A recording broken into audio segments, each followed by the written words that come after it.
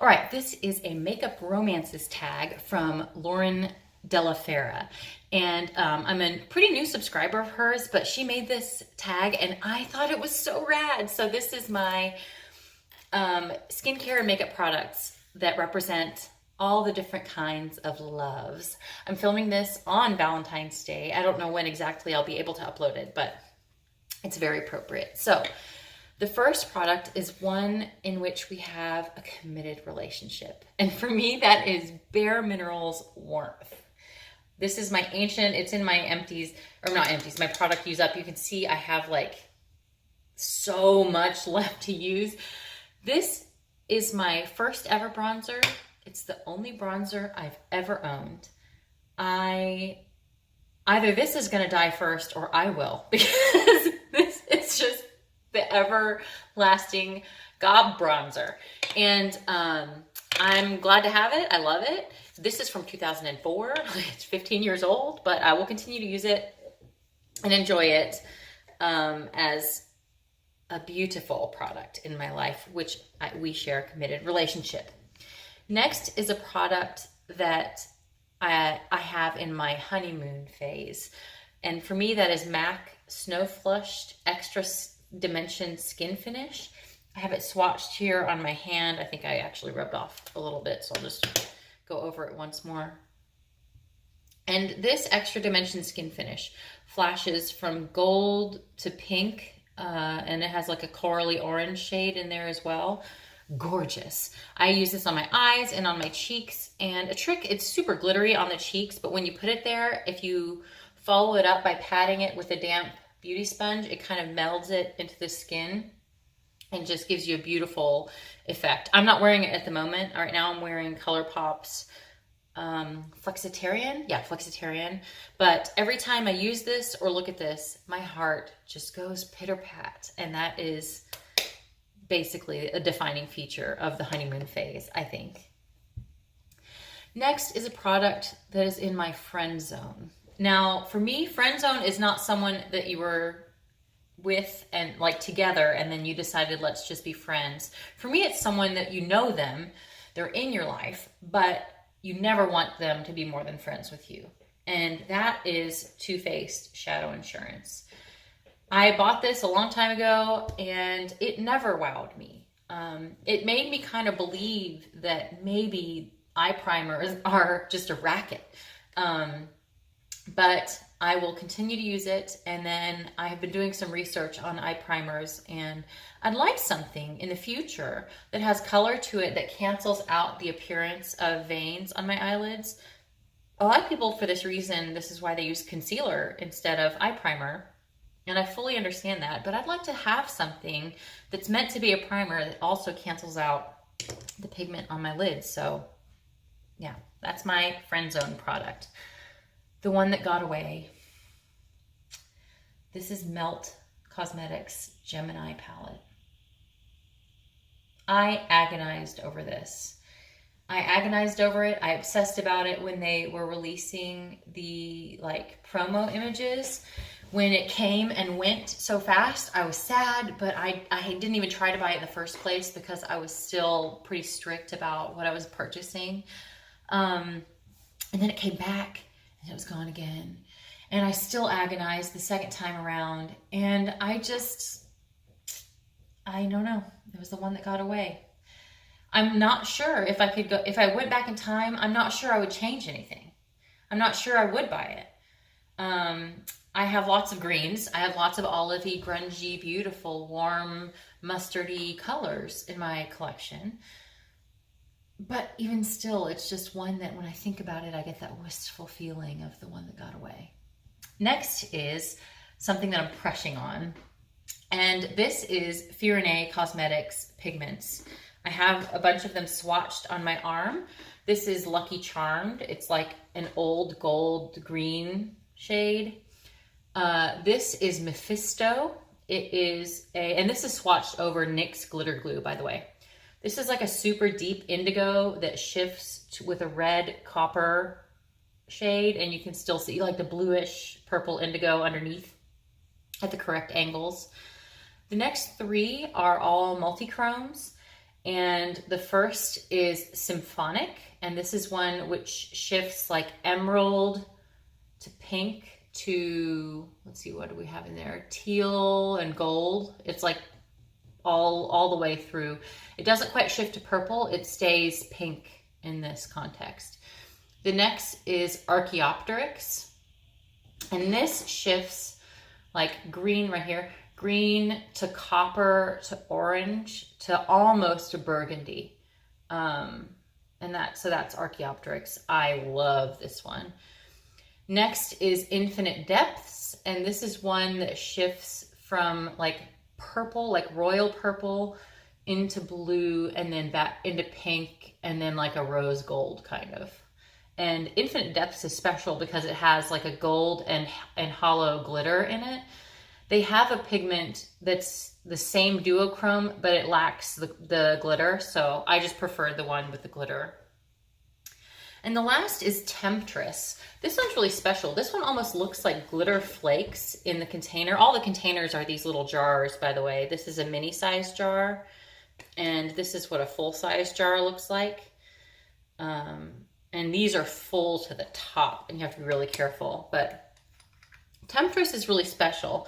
All the pigments, when you open them, they have these balls in it, and that's just because they have a fixative in there to help the pigment adhere together and do a better job of performing.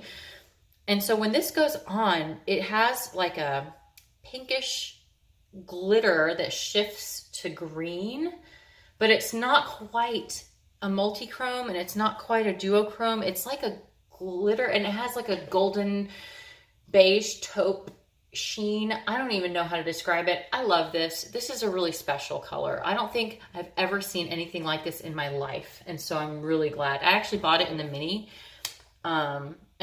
this is probably enough, so I'm not worried about, going through it too fast, and I don't wish I had bought the larger one. It's just, that's the mini.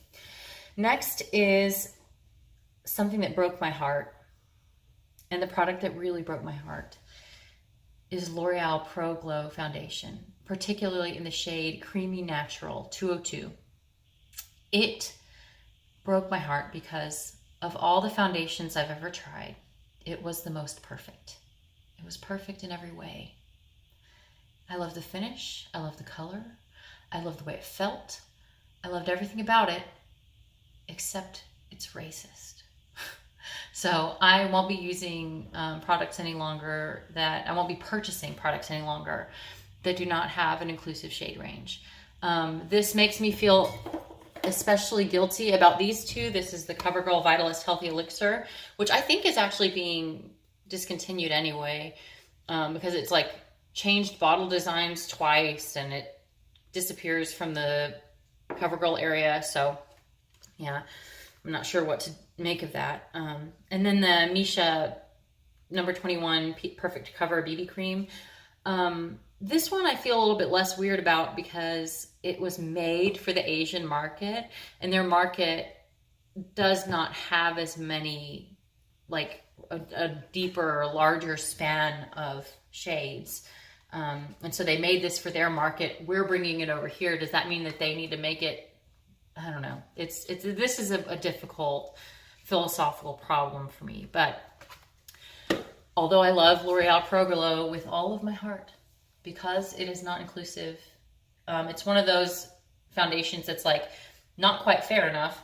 Fair, light, and like 2 deep shades, and that's it. With no particular undertone differences. It's not appropriate. So it's not going to be in my life, and it breaks my heart.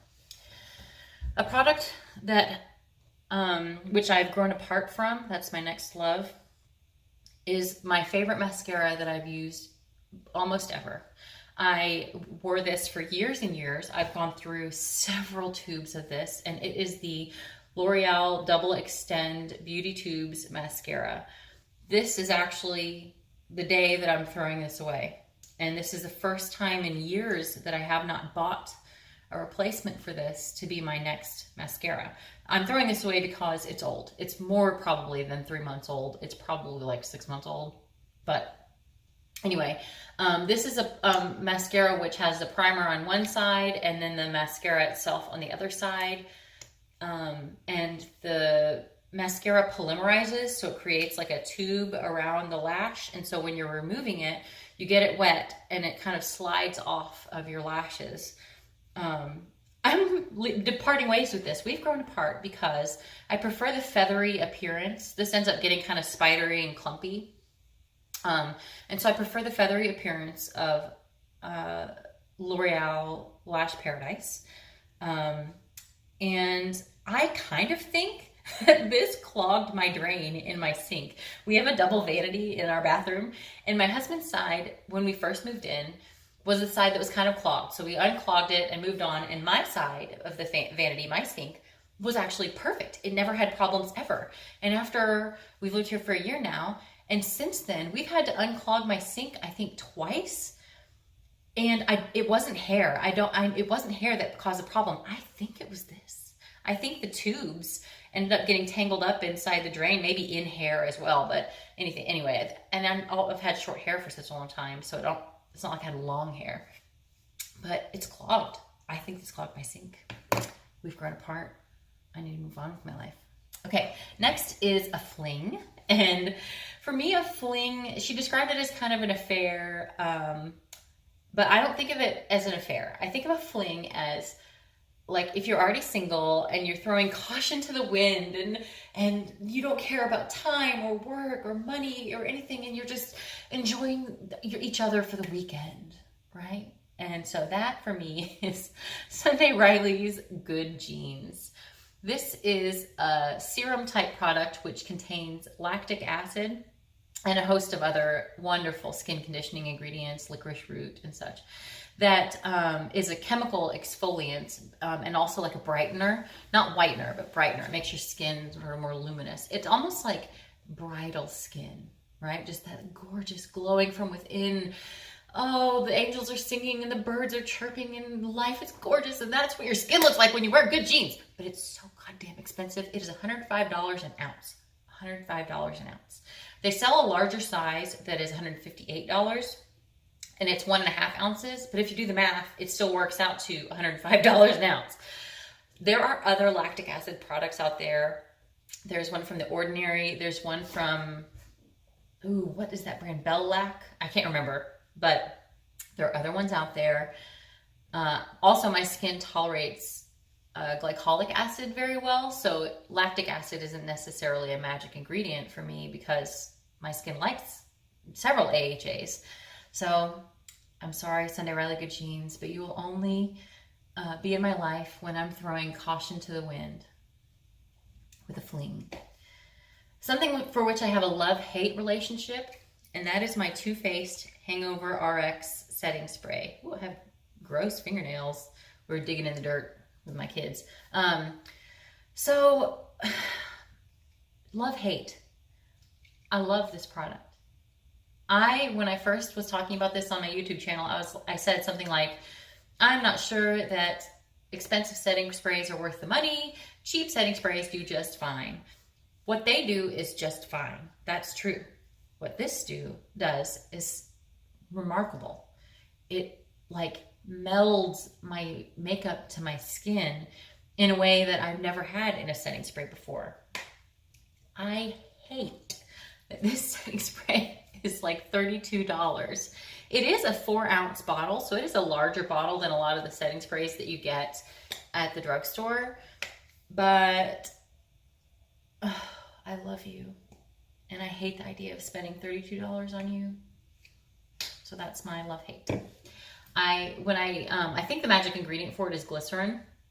So I am going to look for a drugstore setting spray with glycerin and without alcohol, because I think that's also a major difference here. Most of the other setting sprays I've tried have alcohol in them. So I'm going to try next the Catrice one, because it has glycerin and no alcohol, and I'm going to see if that is a cost-effective setting spray that meets all of my desires. Not my needs, my desires. Last is my Second Chance product, and this one I think is probably my favorite category, because so this is how I think of a second chance love. Is maybe you were in college and you're dating somebody and you guys break up, and maybe it's not that you're fully heartbroken, but you're done, and you're feeling lonely, and you come across that person that you had a first date with a long time ago, and you never bothered like catching back up with them because maybe you started dating person number 2. And so you were a good-ish match, but the timing wasn't right, or the stars weren't right. And as a result, you came across this person again and discovered, oh man, we're a really good match.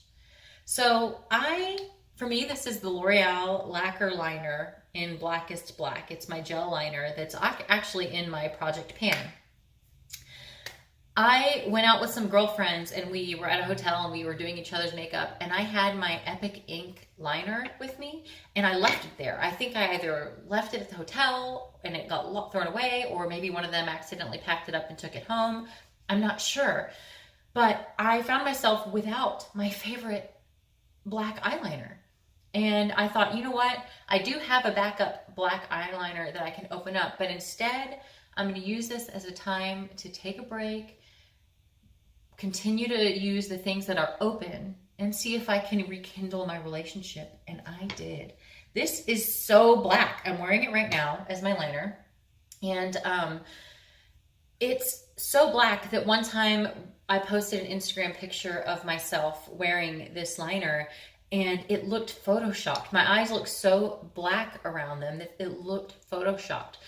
They weren't. I don't use Photoshop. I don't edit my pictures in any way on purpose. It's sort of one of my personal beliefs, is to not edit my images. But I rediscovered, not only is this not as difficult to use as I remember, but it's real good. So this is my second chance love.